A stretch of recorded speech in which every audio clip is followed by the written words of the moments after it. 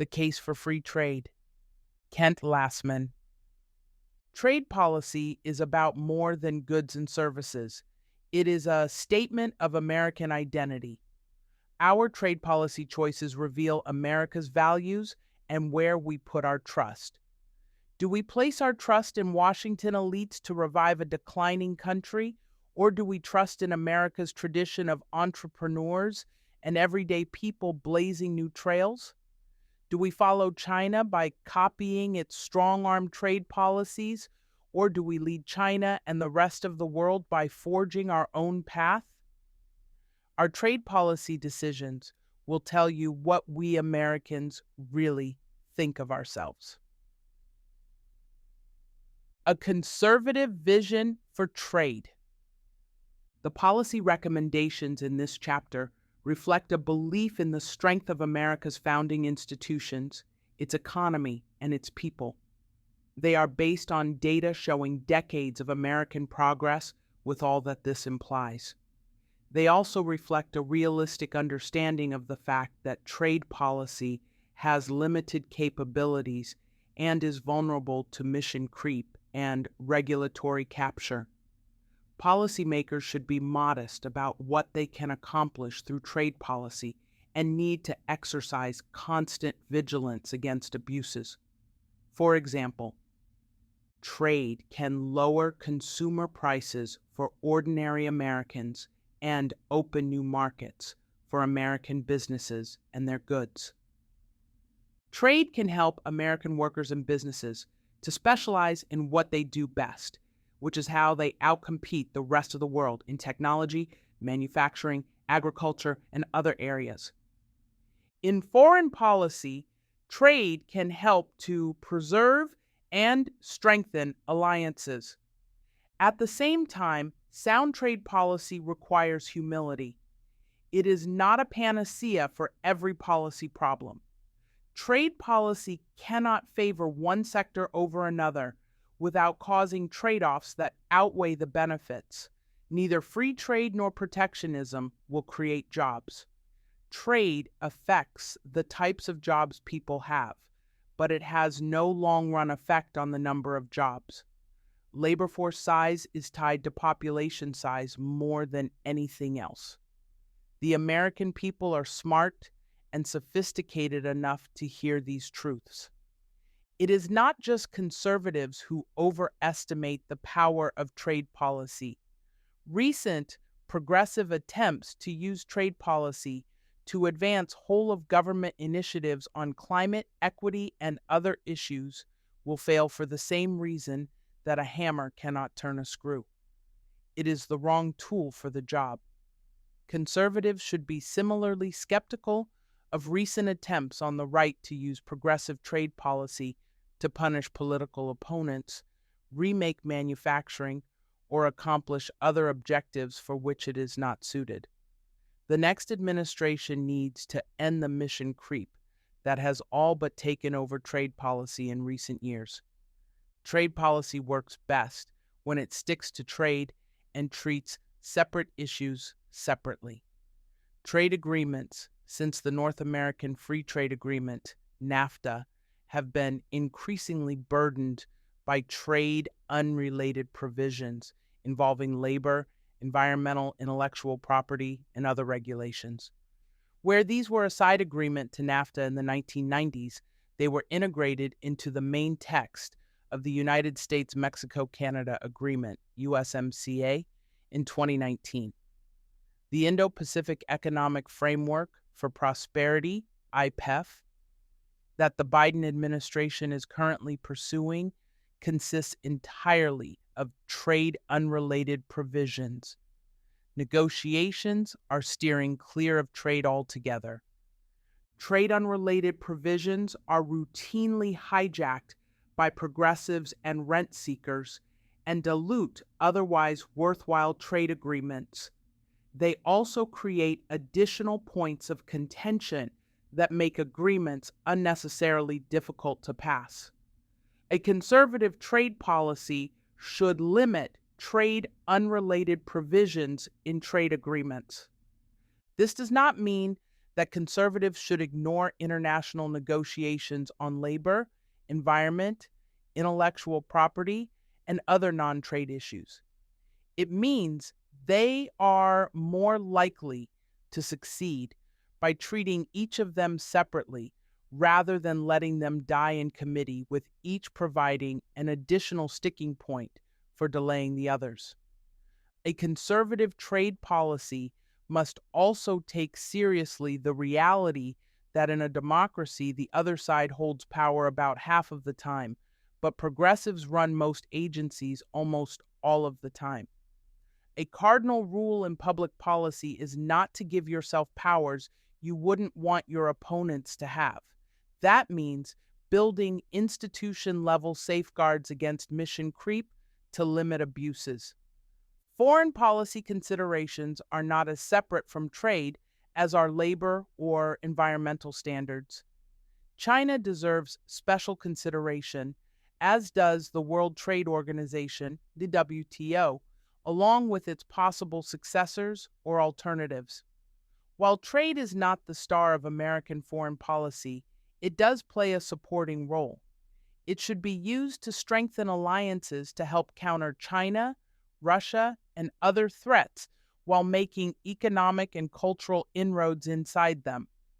The next American president should use this aspect of trade to the nation's advantage, drawing from America's roots. In 1776, nearly 90% of Americans were farmers. For 10 people to eat, 9 had to farm. That meant fewer people could be factory workers, doctors, or teachers, or even live in cities because they were needed on the farm. Accordingly, life expectancy was around 40 years, and literacy was 13%. Today, fewer than 1% of Americans work on farms, yet America is a net exporter of food. People have infinite wants, so as rising productivity pushed some people off of farms, there were countless other jobs they could do. In true American fashion, many of these jobs were in brand new industries. This was possible because the same can-do cultural values that inspired the American founding were accurately reflected in its new government. The U.S. Constitution created what was then the world's largest free trade area, and it did so on purpose. The combination of the American self-improvement ethos and the large free internal market guaranteed by the Constitution yielded intensive growth on a scale never before seen. Many displaced farm laborers got jobs making the very farm equipment that made intensive agricultural growth possible, from railroad networks to cotton gins. Each fed the other. Agriculture and industry are not separate. They are as interconnected as everything else in the economy. None of this could have happened had the government enacted policies to preserve full agricultural employment. Understanding value. Just as communication is impossible without agreed upon definitions of words, coherent policymaking is impossible without coherent categories. Policies are not likely to succeed when they try to separate an interconnected economy into arbitrary categories. The factory worker who builds a tractor does as much to boost farm production as the farmers themselves. Yet, economic planners put them in different categories. This problem is baked into industrial policy, as progressive planners have learned again and again. A conservative approach to economic policy should treat value as value, whether it is created on a farm, in a factory, or in an office. A dollar of value created in manufacturing is neither more nor less valuable than a dollar of value created in agriculture or services. Pursuing access to growing markets. American history holds lessons for today's conservative trade policy. Some modern analysts see a correlation between high tariffs and high growth and confuse it for causation, but 19th century America teaches a different lesson. While the Constitution banned internal tariffs in the U.S., international tariffs reached their highest levels in U.S. history during the 19th century, beginning with the 1828 Tariff of Abominations. At their peak in 1830, the average tariff on dutiable goods was 62%. Fortunately, however, the tariff's distorting effects were outweighed by market growth elsewhere. The 19th century saw Western expansion and a growing population, including millions of immigrants, working for the American dream. America's growing internal free trade zone allowed for still more specialization and more trade across state borders. America's geographic expansion ended long ago, but population growth, the U.S. led rules based international trading system, and the steady 75-year decline in tariffs after World War II have made possible decades of continued prosperity. Intensive growth requires specialization, and the larger the market, the more specialization is possible. Fighting pessimistic bias. Farmers' share of the population continued to decline through this entire period, yet employment remained high and the economy continued to grow. Factories were not the only beneficiaries of agriculture's productivity boom and the labor it freed. Services also grew. In fact, service sector employment surpassed manufacturing employment around 1890, far earlier than most people realize. Pessimistic bias is one of the most important cultural problems that conservative policymakers need to address. In trade, as in most other areas, few people ever zoom out to see the big picture, which is one reason why so many people mistakenly believe that U.S. manufacturing and the U.S. economy are in decline. The data do not show American economic carnage. They show more than 2 centuries of intensive growth, made possible by a growing internal market throughout the 19th century and a growing international market in the post-World War II era. The transition from farm to factory did not shrink the labor force, factory output, or farm output. Both transitions affected the types of jobs, not the number of jobs. Americans today can more easily afford everything from air conditioning to flat-screen televisions and smartphones, and trade is one reason why.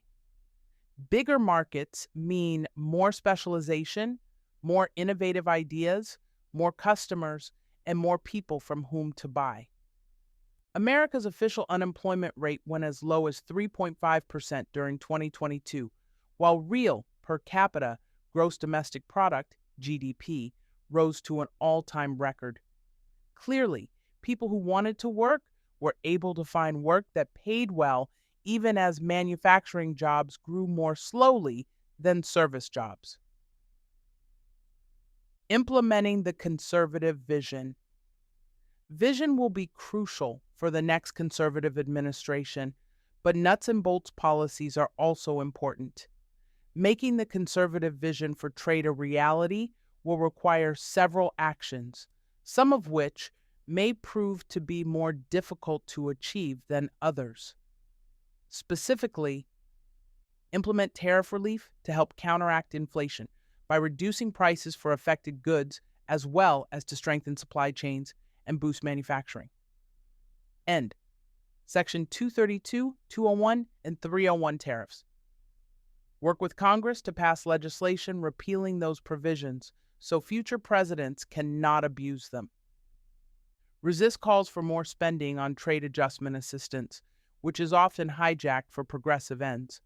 Technology and changing tastes displace 6 times as many workers as does trade, yet those workers get no such special treatment. Displaced workers should receive the same benefits regardless of the reason. Remove never-needed supply chain restrictions, which give families fewer places to which they can turn. The recent shortage of baby formula, for example, was caused largely by heavily protectionist regulations. Strength and resilience come from openness. Enact mutual recognition policies with allies. If a product is safe enough for European or Japanese consumers, then it is safe enough for Americans as well, and vice versa. This can reduce regulatory costs and open new markets. Close the Export-Import Bank, which serves mainly to subsidize foreign buyers' purchases of goods from a handful of well-connected American manufacturers. Repeal the Jones Act, a century-old Buy American maritime law that has decimated the U.S. shipbuilding industry. Work with Congress to restore the President's Trade Promotion Authority, which would expedite the negotiation of trade agreements with the United Kingdom, Switzerland, Taiwan, the European Union, and other allies, and keep trade-unrelated provisions out of trade agreements. Restore the World Trade Organization's dispute resolution process to full strength. Create a successor to the WTO, assuming that it has been fatally wounded, that is open only to liberal democracies. This would prevent authoritarian countries like China from abusing the organization for their own ends. Adopt a multi-pronged China strategy to convince the Chinese government to reform its illiberal human rights and trade policies. Rejoin the Trans-Pacific Partnership, TPP, whose 11 members are developing institutional trade norms in an important geopolitical region without U.S. input or involvement. Reorient the proposed Indo-Pacific Economic Framework for Prosperity to focus only on trade issues, which it currently ignores in favor of progressive wish list policies. Strengthen diplomatic pressure in concert with allies against Beijing's abuses. Encourage cultural and intellectual engagement with the Chinese people, remembering that blue jeans and rock and roll helped to win the Cold War. Tariff relief. When people try something repeatedly and it still doesn't work, they should stop doing it, especially when the consequences turn out to be just what conservative economists have long predicted they would be. With tariffs, the proper reform is not only to get rid of the individual tariffs that have backfired, but also to build institutional safeguards against future abuse. We are 5 years into the biggest experiment with tariffs since the Great Depression, and the results are in. The new tariffs raise consumer prices for ordinary Americans by about $200 per household every year and benefit only a small number of special interests. Steel and aluminum tariffs enacted on national security grounds angered allies. Beijing made not a single substantive reform in response to 4 rounds of tariffs plus an attempted Phase 1 agreement. The Biden administration has left the tariffs in place and is expanding them to pursue progressive policy goals. The first order of business for a new administration that is focused on American workers and consumers is to repeal all tariffs enacted under Section 232 of the Trade Expansion Act of 1962 and Sections 201 and 301 of the Trade Act of 1974. The President can do this unilaterally, and Congress can do it through legislation.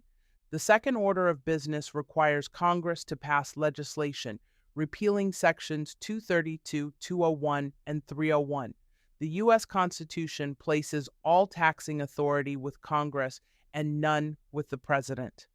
Congress used those provisions of law to delegate some of its taxing authority to the President because it was having trouble passing clean tariff legislation in the 1960s and 1970s.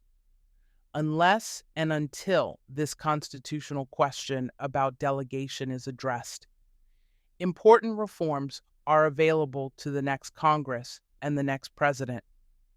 Congress faced a problem of collective action in the 1960s and 1970s.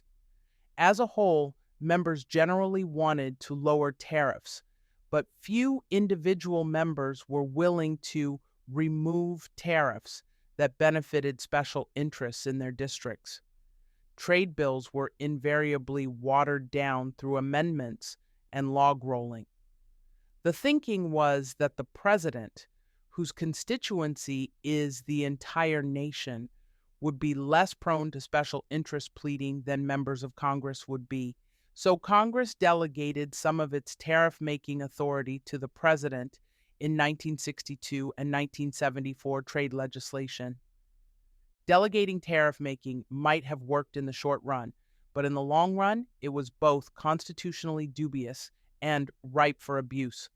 That came to pass in 2018. The Section 232 steel and aluminum tariffs, invoked in 2018 against Canada, Europe, and other allies on national security grounds, raised car prices by an average of $250 per vehicle and gave America the world's highest steel prices. They also harmed the construction, canned food and beverage, and other metal-using industries. While this may have benefited the steel industry itself, each steel job saved cost an average of $650,000 per year that had been taken from elsewhere in the economy. That is no way to strengthen American manufacturing. The New York Federal Reserve estimated in 2019 that the Section 301 China tariffs cost the average household $831 per year, a figure that has likely increased with inflation. The new tariffs have a clear record of failure, as conservative economists almost unanimously warned would be the case. Job number one for the next administration is to return to sensible trade policies and eliminate the destructive Trump-Biden tariffs. Strengthening American manufacturing. The decline of American manufacturing is a common political trope in both parties, typically invoked before a call for more government intervention. This narrative has several problems. One is that American manufacturing output is currently at an all-time high.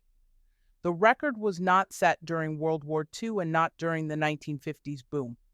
Output did not peak when manufacturing employment peaked in 1979 or during the Reagan economic revival in the 1980s. It is actually higher now than it has ever been. American manufacturing is buoyant because each manufacturing worker's productivity is also at an all-time high. The key to prosperity is doing more with less. The next president should ignore special interests and populist ideologues who want government to do the opposite through industrial policy, trade protectionism, and other failed progressive policies. It takes surprisingly few people to achieve America's record high manufacturing output. Currently, about 13 million people out of a workforce of more than 160 million, compared to the 1979 peak of 19.5 million people out of a workforce of 104 million. Productivity growth has freed the time and talents of millions of people for other additional uses. The belief that manufacturing has to shrink for services to grow is the zero-sum fallacy against which sensible economists often warn. It is anathema to the optimism, hope, and confidence that are the natural birthright of conservatives. Growing productivity enables more output of both manufacturing and services. That is why America continues to have sustained booms and record-setting real GDP despite the long-run decline in manufacturing employment. Economists distinguish between two types of growth: extensive and intensive. Extensive growth is the Soviet and Chinese model for manufacturing. If you have more people use more resources, they will create more output. Extensive growth is doing more with more. Intensive growth is doing more with less. That is where America's superpower lies. The story of American manufacturing is one of intensive growth dating back to our agricultural origins. Conservative leaders should draw on this history to position America for continued success. With intensive growth, it is not manufacturing or services, it is manufacturing and services. Retaliatory tariffs. Raising tariffs on another country almost always invites retaliatory tariffs against the U.S. The latter tend to be directed at politically sensitive American exports. Retaliatory tariffs by both China and American allies in response to the 2018 steel tariffs were targeted primarily at American agriculture. According to the U.S. Department of Agriculture, those tariffs cost farmers $27 billion with losses concentrated particularly in heartland states. Retaliatory tariffs also targeted U.S. industries that were not protected by tariffs. Many imports become inputs into U.S. manufacturing. The motorcycle maker Harley-Davidson was already facing higher production costs as domestic steel producers raised their prices to accommodate the new steel tariff. A retaliatory tariff on its motorcycles imposed by the European Union further raised its prices and hurt its export business. Harm to such innocent bystanders was another unintended, though foreseen, consequence. Federal Reserve research shows that the tariffs have cost about 75,000 manufacturing jobs, while creating only about 1,000 jobs in the steel industry, not including the effects of the retaliatory tariffs described above. Higher steel prices added an average of $250 to the price of new cars, and larger trucks, the vehicle of choice in rural America, were hit even more dramatically. Trade is generally a win-win for both participants. Tariffs are a lose-lose-lose game, with the tariff raiser losing affordable goods, the tariff target losing exports, and the tariff raiser losing again from retaliatory tariffs. Tariffs also have an additional overlooked hidden cost. Companies redirect resources to dodge tariffs by redesigning products, switching to more expensive suppliers, using lower quality materials, and lobbying. This might be good for lawyers, but it is bad for the economy. These resources could have been used instead to make a better product more cheaply. Conservatives warned against retaliation from the beginning. It was exactly what happened after the 1930 Smoot-Hawley tariffs that worsened the Great Depression, undoing the normalization of protectionism. Inertia is one of the strongest forces in politics. Radical new policies can become the new normal very quickly and are extremely difficult to unwind if they backfire. This happened with the Trump administration's progressive turn on protectionism. The Biden administration quickly undid the Trump administration's conservative regulatory reforms, but left its progressive, self-defeating trade policies in place, in many cases even strengthening them. 2 presidential administrations is a long time in politics, and the next conservative administration will have a tough time getting tariff relief past a bureaucracy that dislikes change and special interests that will fight hard to preserve their special privileges. But given the stakes for future American prosperity, it will be worth it. Dealing with disruption. It is true that trade is disruptive. Though its long-run effect on employment is approximately zero, in the short run it can cost jobs and even depopulate towns. America's resilience depends on its ability to adjust, but successful and timely adaptation is generally spontaneous in nature, the work of human action, but not human design. Planned adjustment by governments has a much poorer track record. Context is also important to adjustment efforts.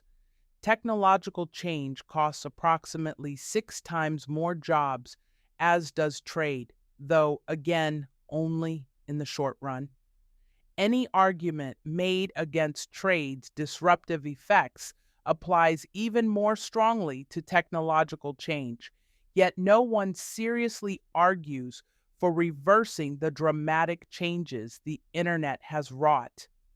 More than 11 million American jobs turn over through hirings, firings, retirements, layoffs, and resignations every month, and nearly 85% of all jobs turn over in the course of a year. Yet America has suffered only 4 bouts of double-digit unemployment during the past century. 2 of them, the Great Depression and the come down from the 1970s stagflation, were due to monetary mismanagement, not trade. The third, the Great Recession, was due to a financial crisis worsened by monetary mismanagement, not trade. The fourth was due to COVID-19 lockdowns, not trade. Using trade restrictions to slow this churn is a mistake for 2 reasons. 1. Trade is at best a minor contributor to job churn compared to other factors like technology, changing consumer tastes, inflation, and business cycles. And 2. Churn is evidence of a healthy economy.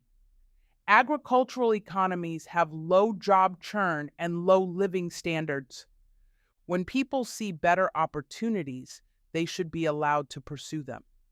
To do otherwise slows economic growth, harms individual dignity, removes humanity from our policies, and can contribute to societal ills like depression, addiction, and isolation. Trade adjustment could be made easier by regulatory reforms to remove its attendant friction.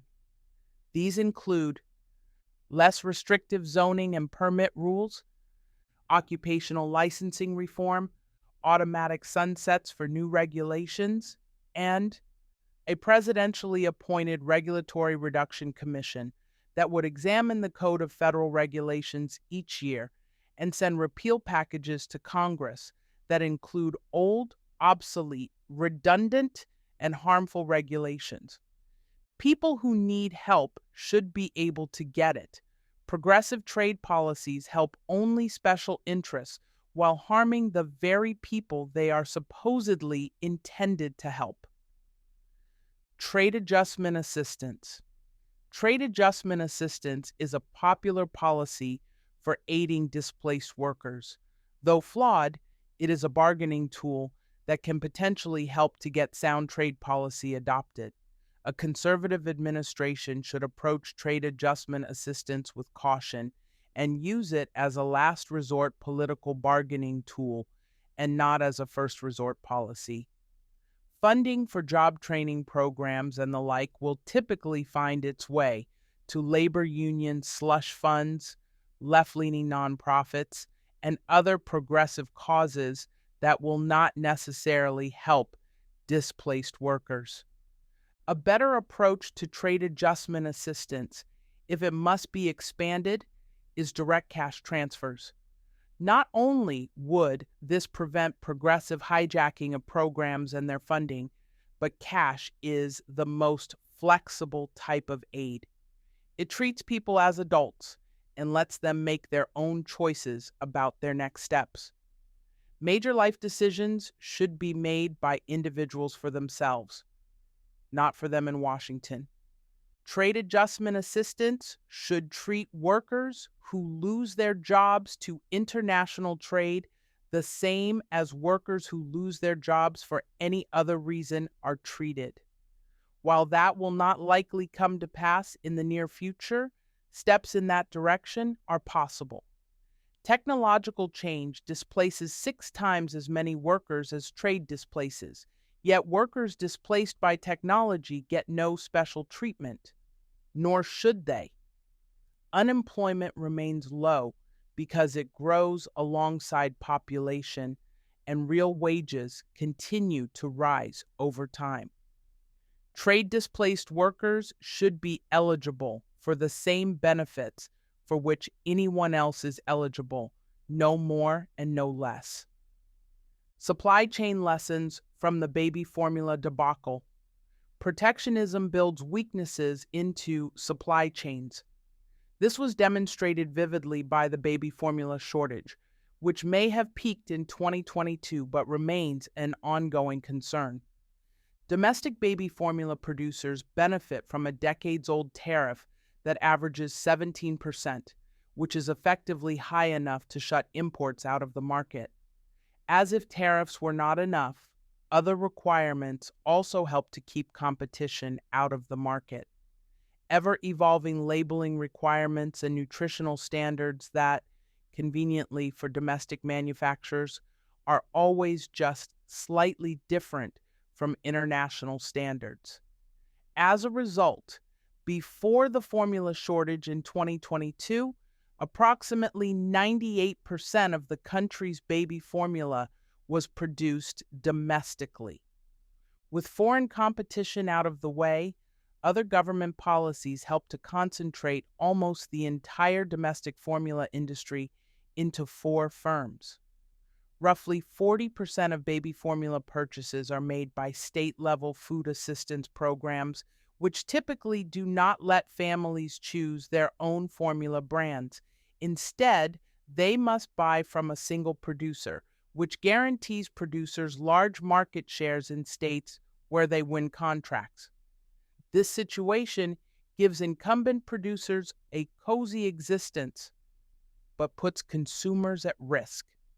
Like all protectionist policies, the benefits are concentrated in the hands of a few producers, while the costs and risks are widely distributed. With so many eggs in so few baskets, whenever something goes wrong, which is inevitable even when nobody is at fault, families find themselves scrambling. That happened early in 2022 when contamination entered a Michigan facility that makes about 40% of America's baby formula. Trade protectionism all but eliminated other options for many parents, who suddenly found empty shelves and sky-high prices for an essential item that many of them were already struggling to afford, while families in other countries were unaffected. In response, Congress passed the Formula Act in the summer of 2022. The act eased formula tariffs and loosened never-needed labeling requirements and other import restrictions, but it was temporary. It expired at the end of 2022, leaving families still vulnerable to the cascading consequences that ensue if one thing goes wrong at only one plant. The baby formula debacle has 2 lessons for the next administration. The administration needs to attack the root of the problem. Temporary fix-it bills are better than nothing, but they leave the rot in place. The president needs to encourage bold liberalization. Strength comes from openness. In the real world, markets fail. Factories will get contaminated, and health inspectors will not always be as thorough as they should be. The baby formula market is essentially a natural experiment in self-sufficient industrial policy. When something went wrong, that single failure point crashed the whole system. It should not be that way, and the next president can change it. Part of the problem is that the supply chain analogy itself causes sloppy thinking. In a chain, a link is connected only to the link ahead of it and the link behind it, and not to any other links.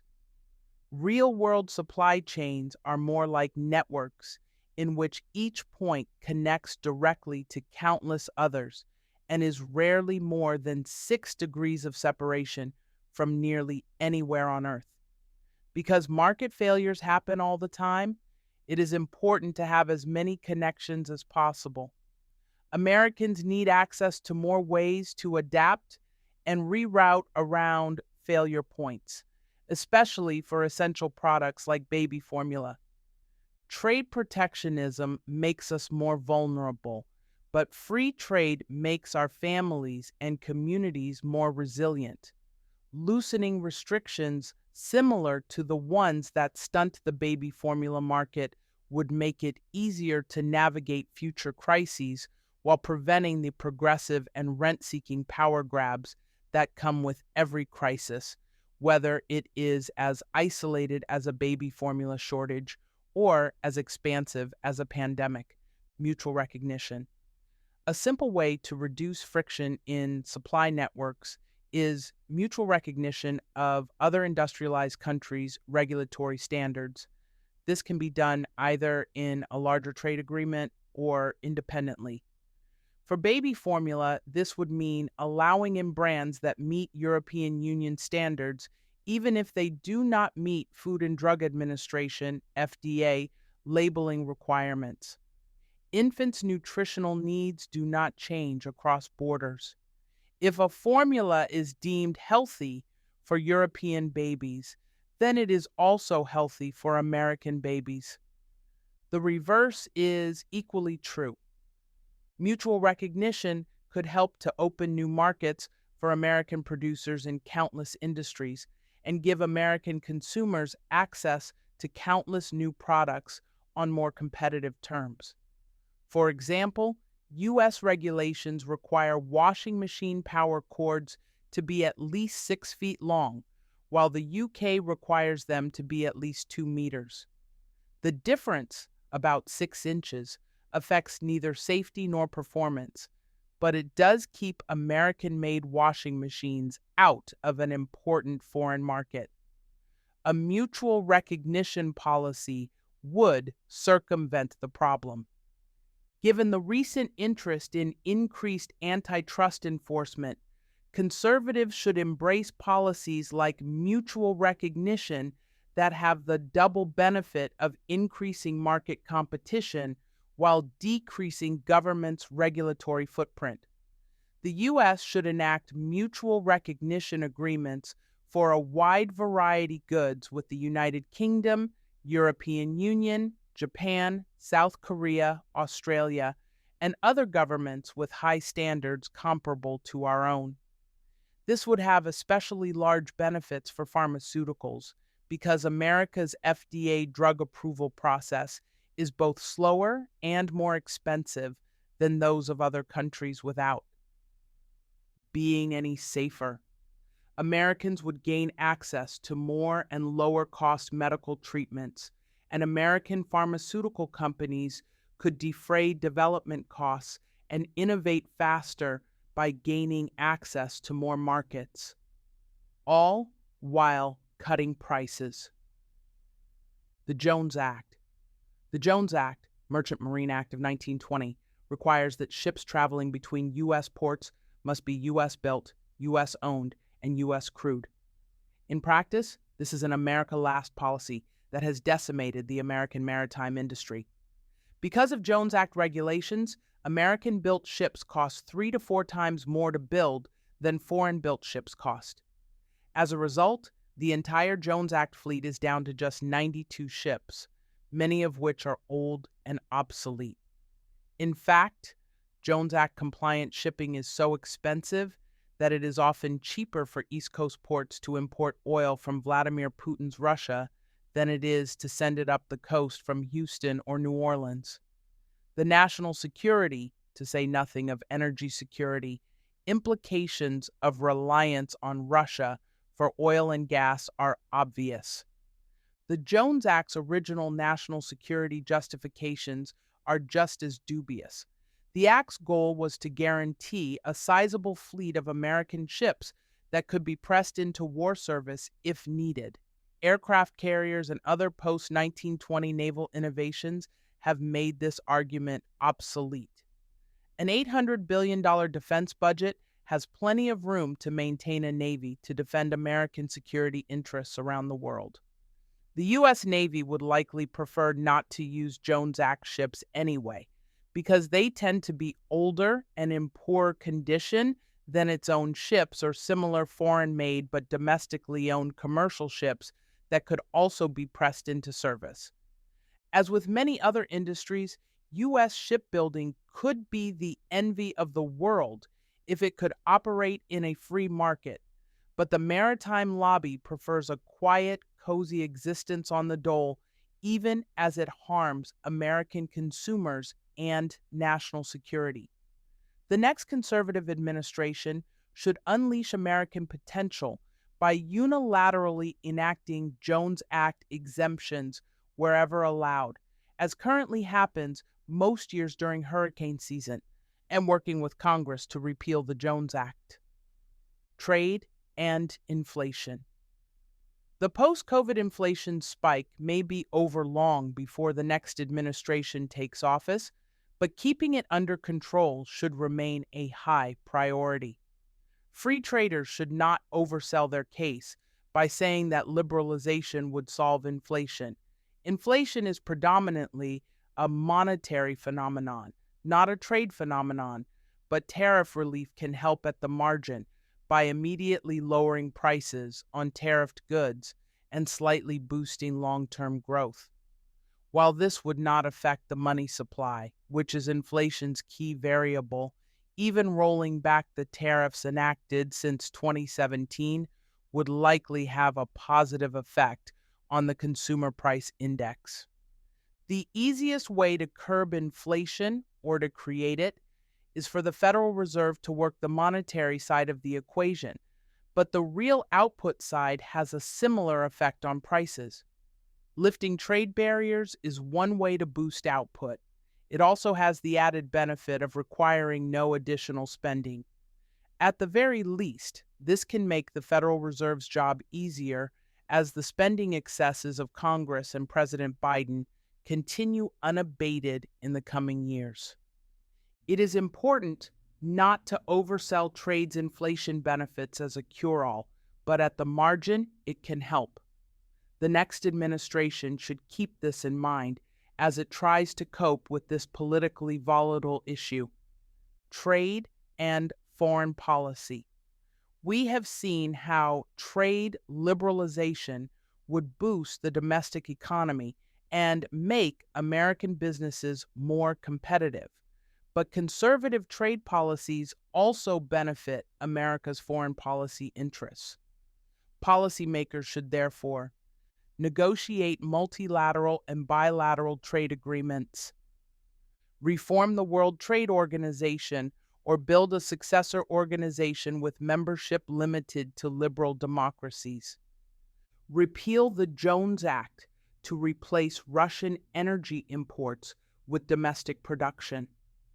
Develop a multifaceted, long-term China policy that takes seriously America's biggest foreign policy threat and deals with it on several fronts.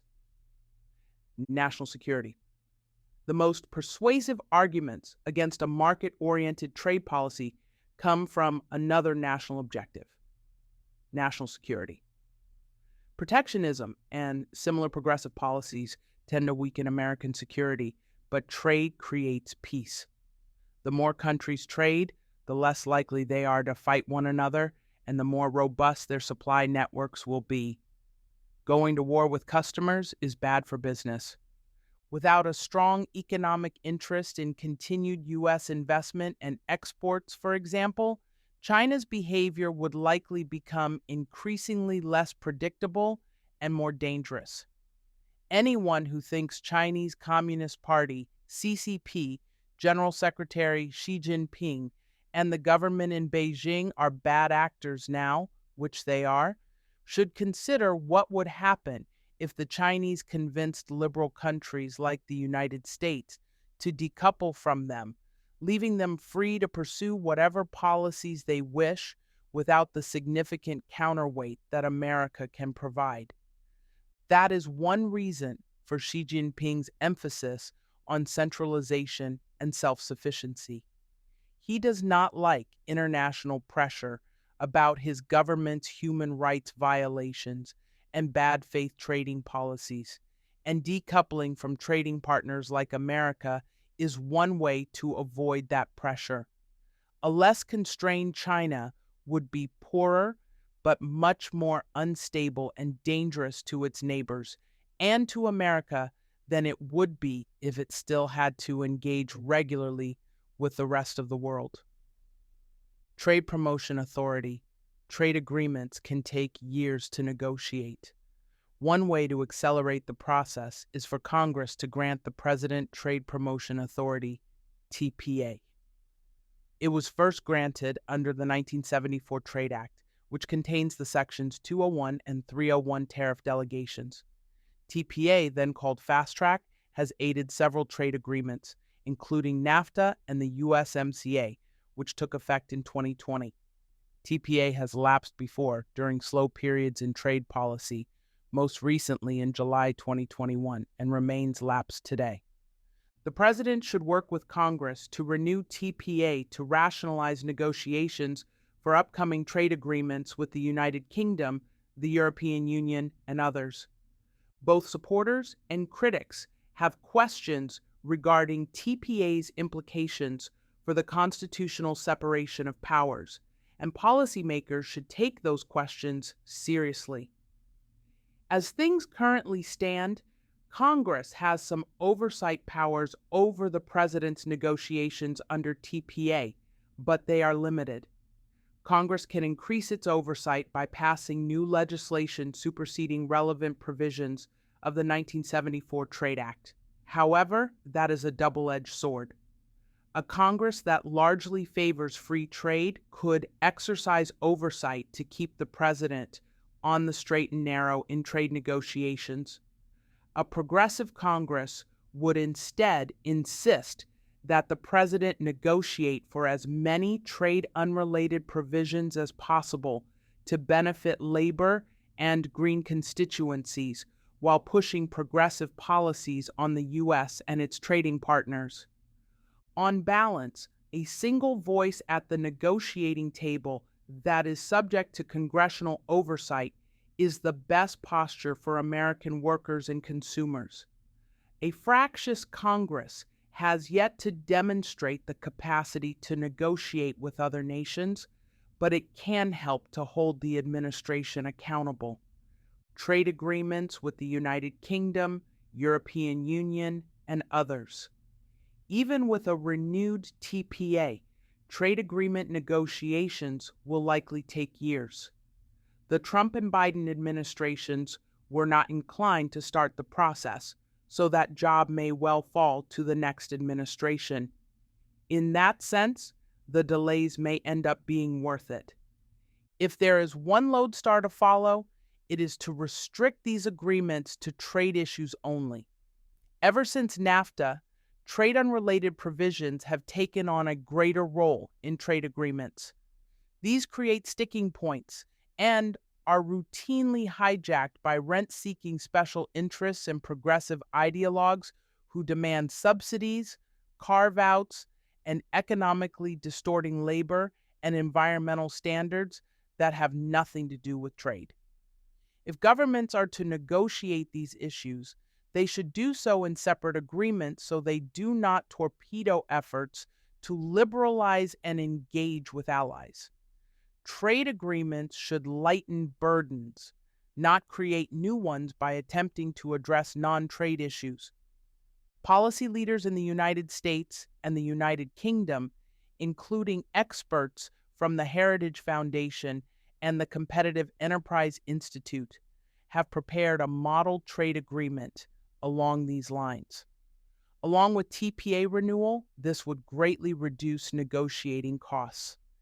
This template is also readily adaptable for agreements with Europe and any other allies that are willing to liberalize their economies and build a stronger alliance with America. The draft US-UK agreement includes an accession chapter to allow others to join on the same terms. Restoring or replacing the WTO dispute resolution process.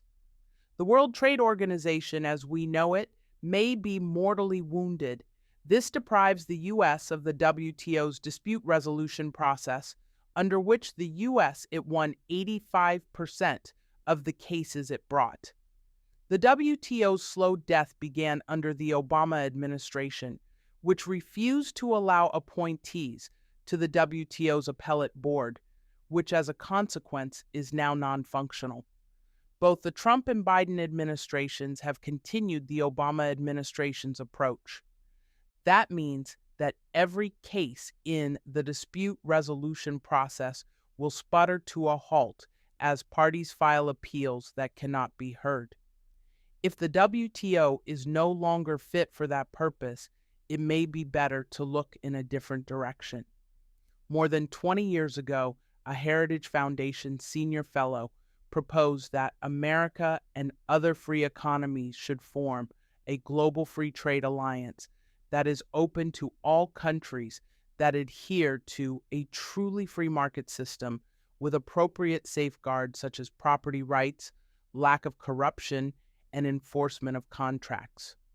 Alongside a general agreement on low to zero tariffs, the alliance would move to reduce the effect of non tariff barriers, such as the previously noted baby formula ingredient and labeling barriers, by basing trade around the principle of mutual recognition. Such an alliance could be started by a trade agreement between the United States and, for example, the United Kingdom, with an accession chapter allowing others to join if they meet the criteria. It would be essential for a global free trade alliance to avoid the WTO's most serious problem, the exemptions from its rules that are granted to developing countries.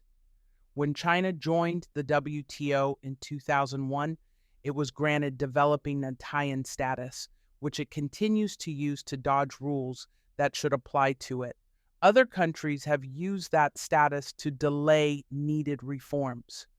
Rule exemptions give some countries a perverse incentive to remain poor and autocratic. A global free trade alliance would allow the U.S. to enjoy the benefits of a rules-based international trading system without the WTO's shortcomings. Negotiation costs would be lower because the countries would already be allied on many issues. In addition, there would be no separate tiers with different rules, and this would give developing countries an incentive to liberalize. In addition to being good for its own sake, liberalization would give them entry into a prestigious club that tilted toward America's orbit and away from China's. Closing the Export-Import Bank. The Export-Import Bank, EXIM, is an unusually clear example of how vulnerable trade protectionism is to being hijacked by special interests. In most years, about half of EXIM's business benefits a single company, Boeing. Their relationship is so cozy that EXIM's nickname around Washington is the Bank of Boeing. Unlike most other agencies, EXIM has a charter that expires. Congress must renew it periodically, or else the agency will permanently close. Its current charter expires at the end of 2026. Closing this New Deal-era legacy agency would be a conservative victory on a number of fronts. It is also a winnable battle. Congress just needs to do nothing. Conservatives have both foreign policy and economic reasons to oppose EXIM. EXIM has a long history of providing financing for authoritarian governments in China, Russia, and the Middle East that often oppose U.S. foreign policy interests, and its deals often oppose U.S. economic interests. EXIM financing also harms domestic airlines. Many EXIM financing deals enable foreign state-run airlines to buy Boeing jets at a discount. These foreign airlines, subsidized by the U.S. government, then compete directly with U.S. airlines on international routes. More recently, the Biden administration has expanded EXIM's mission to advance progressive policy goals, including limits on financing for projects that involve fossil fuels or contribute to climate change, preferential treatment for renewable energy projects, and quotas for projects that benefit women-owned and minority-owned businesses. All of these could raise EXIM's default rates, putting taxpayer dollars at risk. The strongest argument in EXIM's favor is that it boosts U.S. exports by financing projects that would otherwise never receive financing. We now have evidence that this argument is false. EXIM does not finance additional exports. Instead, it largely substitutes for other forms of export financing that would occur anyway. Exim's authorization lapsed in 2014-2015 because of conservative opposition to renewing its charter. During this lapse, Exim maintained its existing portfolio, but was unable to take on new business. Boeing reported no trouble finding alternative financing and even reported record profits during Exim's lapse while working to fulfill a 7-year backlog of orders. Exim boasts an extremely low default rate, but that is because of selection bias. Exim overwhelmingly takes on low-risk projects that private banks would be happy to finance, although this admittedly could change somewhat with Exim's Biden-era mandates to finance climate and other policy-focused projects. Exim is also a textbook example of regulatory capture. It has a long record of deals with authoritarian governments. It subsidizes direct foreign competitors of domestic businesses. It has been hijacked by progressives to advance their climate and other preferred policies. Its beneficiaries have proven they can get adequate financing from private banks. Exim's charter expires at the end of 2026. The agency will close automatically unless Congress and the President decide to extend it. Closing Exim should be one of the next administration's easiest decisions. Adopting a multi-pronged China strategy. An effective American policy toward China needs to take a realistic view of the country, its leaders, their strengths, and the serious challenges they face. It should be comprehensive and flexible. A threatened CCP is dangerous, perhaps now more than at any time since Mao Zedong, as Xi Jinping continues to use strong-arm tactics to consolidate his power and saber-rattling to challenge the international order. At the same time, recent revelations about China's official statistics overstating its GDP by 30% track well with other problems that were already known. These include one of the world's worst demographic aging curves thanks to China's one-child policy, a population that may already be declining, an unsustainable debt load that is already causing problems, countless failed boondoggles, from empty cities to its underwhelming Belt and Road Initiative that are wasting significant resources, Xi Jinping's authoritarian turn, increasing state control of the economy, and a zero COVID policy that has sabotaged the economy and driven away foreign investment. America has its problems, but it is in better shape than China on nearly every measure, especially in the long run. While the facts on the ground should inoculate the next administration against the most strident China fear-mongering circulating in the media and in Washington, that does not mean that the government in Beijing is no threat to American interests. The question is, what should we do about it? A serious China policy will require American policymakers to integrate doctrines, institutional prerogatives, expertise, and realistic objectives. Traditional cabinet-level bureaucracies, like those at the Departments of Defense, State, and Commerce, will need to work together to pursue a comprehensive American strategy. Scores of incremental, narrowly targeted policies are necessary. They will not make for good sound bites on cable news, and many will operate slowly and out of sight from most news cycles even as progress is made. An effective China policy must also allow for adaptation because the CCP will not sit idly by. As people react to developments, America needs flexible options. Trade isolationism is inherently inflexible because it reduces the number of contact points with China. This is a tougher political sell than loud, simplistic jeremiads, but going the extra mile to solve these difficult coordination problems is vital to America's interests. Trade and engagement with China are necessary if we are to contain the threats that China poses to its neighbors and to the U.S. The next administration should end China's developing nation status in the WTO and other international organizations. China is an advanced manufacturing economy and should be treated as such, even if its political and legal institutions remain those of a developing nation, to prevent it from exploiting its status to gain special privileges. Use a target, not a blanket. There should be actions against Chinese firms that are known to have engaged in unfair trade practices such as intellectual property theft. Rather than blanket tariffs or non-tariff barriers aimed at entire Chinese industry sectors, firms that act in bad faith should be targeted individually. This policy was employed to good effect early in the Trump administration, but was abandoned in favor of a less effective blanket tariff policy.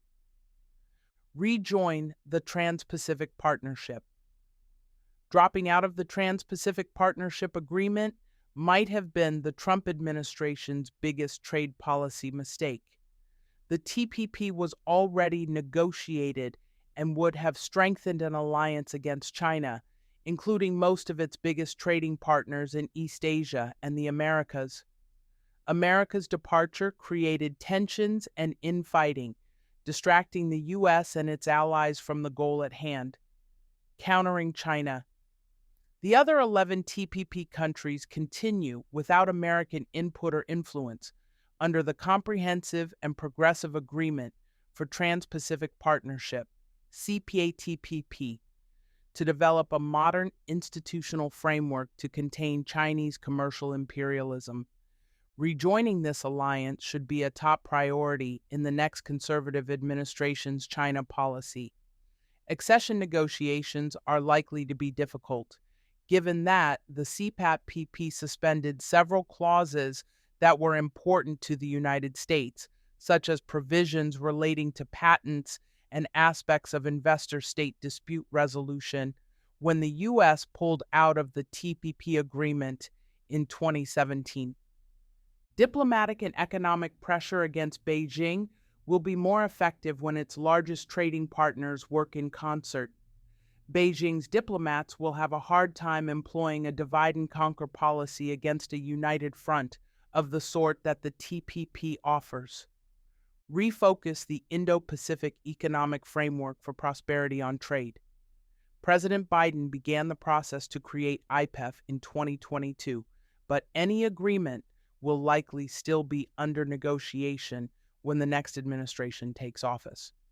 IPEF is similar to the TPP, but its member, 816 countries, are mostly China's neighbors in Asia. Like the TPP, it seeks to create an alliance to push China toward the rule of law, but the Biden administration so far has left trade entirely out of the agreement. Instead, the IPEF negotiations are focusing entirely on non-trade issues like climate and labor policy, issues that give progressives opportunities to impose their policies on other countries and provide rent-seeking opportunities for labor unions and politically connected businesses in renewable energy and other favored industries. IPEF has the potential to be a powerful diplomatic tool that helps to bring countries into America's orbit and away from China's. Beijing's chauvinistic approach to foreign policy has alienated most of China's neighbors and allies. They follow along because they lack alternatives. IPEF and the TPP could offer them a way out and make it easier for China's smaller neighbors to stand up for themselves in a united front as they move toward American-style institutions that protect civil, political, and economic liberties. IPEF could do all that, and so could the TPP. But America currently has no voice in the TPP, and IPEF risks becoming little more than another tool that progressives can use to force their policy wish list on countries that don't want it. From the perspective of IPF's members, the Biden administration's approach is little different from Beijing's. The next administration can give China's neighbors a better choice by refocusing IPEF on trade, dropping most of its non-trade issues, and turning it into a forum to promote democracy and strengthen alliances while pressuring Beijing to make needed reforms. Play the long game. It took 2 generations to win the Cold War, and there were many reasons for that success. The fact that the planned economy is inherently inferior to free market capitalism played a role. So did diplomatic, military, and economic pressure from free countries. But culture was just as important, and it did not come from any government. Blue jeans and rock and roll helped to win the Cold War as much as any deliberate policy did. So did images of fashion and prosperity in American movies and television shows like Dallas. Such informal bottom-up processes will also play a vital role in helping to turn China from an authoritarian threat into a freer and less hostile power. It will take a long time, and the slow process will garner few headlines, but it can work. A conservative administration will support efforts by ordinary Americans to engage with ordinary Chinese people through social networks, internet memes, fashion, movies, student exchange programs, tourism, and more. China's leaders are set in their ways, especially with Xi Jinping presumably now in power for life, but the younger generation is more open than their parents were, more individualistic, and open to change. Effective outreach to the Chinese people will need the same humility that other sound trade policies require. Government-directed cultural and economic outreach risks being heavy-handed and could backfire. Everyone involved needs to know that the process is generational in scope and will not work overnight. At the very least, Washington should stay out of the way as much as possible when regular people want to contact each other across national, language, and cultural divides. Each of these many components, from tariffs to trade agreements to culture, is a small part of a larger China policy.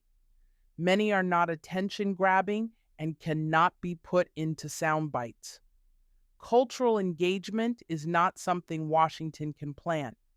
China's own demographic and debt problems, along with aging leadership and growing discontent over the zero-COVID policy, might even cause an internal collapse.